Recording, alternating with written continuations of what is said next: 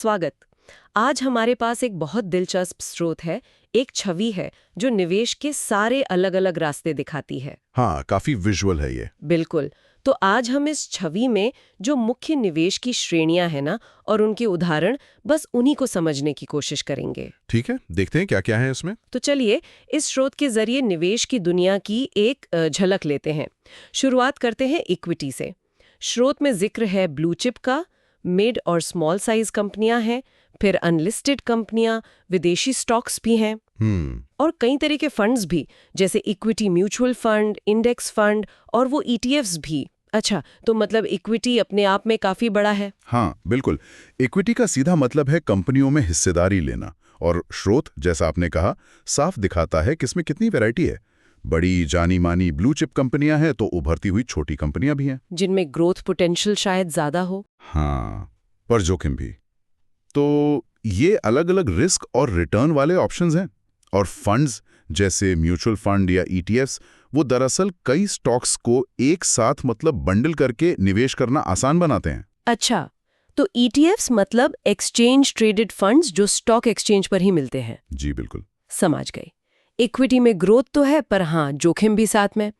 अब अगर किसी को थोड़ी ज्यादा स्टेबिलिटी चाहिए, मतलब सुरक्षित रिटर्न, तो यहीं पर स्रोत बात करता है फिक्स्ड इनकम की। सही। जैसे बैंक या पोस्ट ऑफिस की एफडी, आरडी, फिर पीपीएफ है, एसएसवाई, कंपनी डिपॉजिट्स, बॉन्ड्स वगैरह। हाँ, फिक्स्ड इनकम का जो मुख्य आकर्षण है वो यही है, एक तरह का अनुमानित रिटर्न, और इक्विटी के मुकाबले जोखिम काफी कम।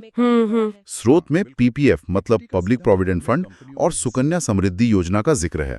ये सरकारी स्कीम्स हैं तो सेफ मानी जाती हैं। और टैक्स बचाने में भी मदद करती हैं शायद। हाँ, टैक्स लाभ भी हैं उनमें, तो ये स्थिरता देती हैं।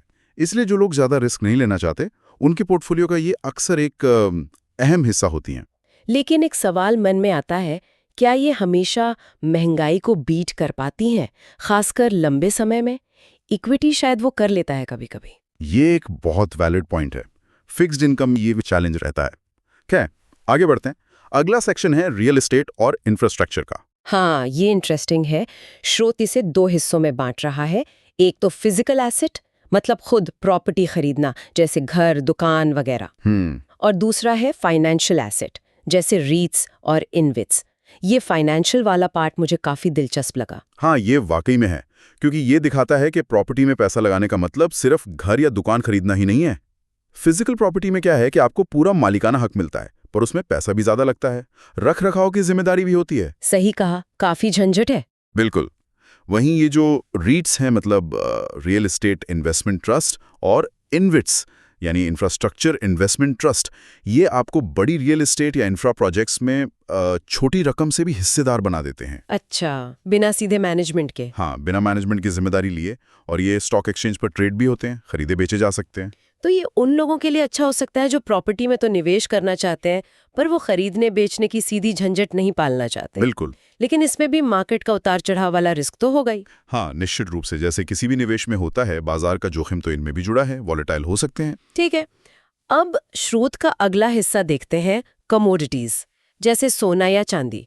और एक अन्य कैटेगरी भी है जिसमें दुर्लभ सिक्के, आर्ट, स्टैम्प्स जैसी चीजें हैं। इन्हें शायद ऑल्टरनेटिव इन्वेस्टमेंट कह सकते हैं।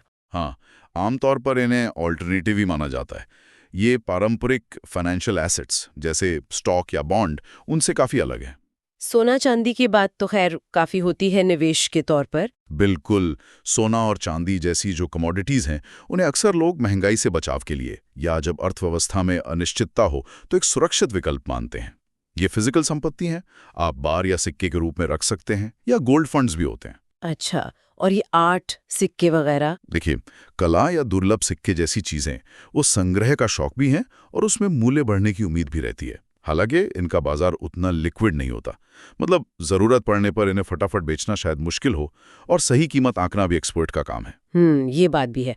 तो हमने इस स्रोत के आधार पर equity, fixed income, real estate, infra, commodities और अन्य निवेश विकल्पों की एक झलक देख ली। हाँ, निचोड़ यही निकलता है कि निवेश के लिए रास्ते तो बहुत सारे हैं, ऑप्शंस की कमी नहीं है। बिल्कुल। ये छवि एक तरह से एक नक्शा है ना? जो अलग-अलग मंजिलों तक पहुंचने के रास्ते दिखा रहा है। लेकिन कौन सा रास्ता चुनना सही है, वो तो पूरी तरह किसी के अपने वित्तीय लक्ष्यों पर, वो कितना जोखिम उठा सकते हैं और कितने समय के लिए निवेश करना चाहते हैं, इन सब बातों पर निर्भर करता है। हर रास्ते की अपनी खूबियां हैं, अपनी कमियां हैं। सही कहा। और यहीं पर हम आज की चर्चा को रोकते हैं, लेकिन एक सवाल के साथ। ये सारी जानकारी देखते हुए ये सोचना काफी दिलचस्प है कि किसी व्यक्ति के अपने फाइनेंशियल गोल्स और रिस्क लेने की क्षमता के हिसाब से इन अलग-अलग एसेट क्लास का कौन सा मिक्स, कौन सा मिश्रण सबसे सही बैठ सकता है।